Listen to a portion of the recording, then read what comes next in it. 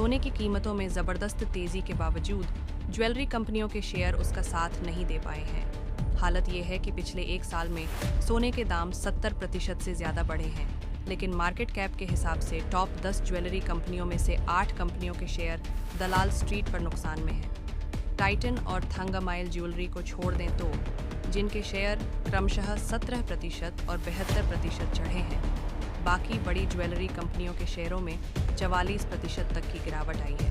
ये सोने की कीमतों और ज्वेलरी शेयरों के बीच साफ अंतर दिखाता है।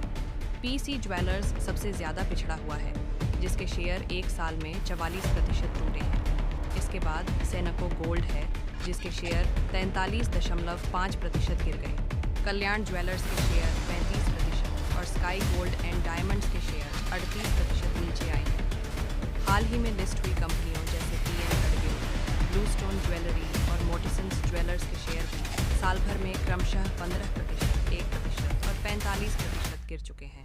सोने में तेजी और ज्वेलरी कंपनियों के शेयर में गिरावट की कई वजह हैं, लेकिन एक्सपर्ट इसके लिए 3 वजहों को मुख्य तौर पर मानते हैं, जिनके बारे में स्वस्तिका इन्वेस्टमार्ट के सीनियर टेक्निकल एनालिस्ट प्रवेश बताते हैं कि कच्चे माल की लागत बढ़ना सोना ज्वेलर्स के लिए मुनाफे का नहीं बल्कि लागत का हिस्सा है।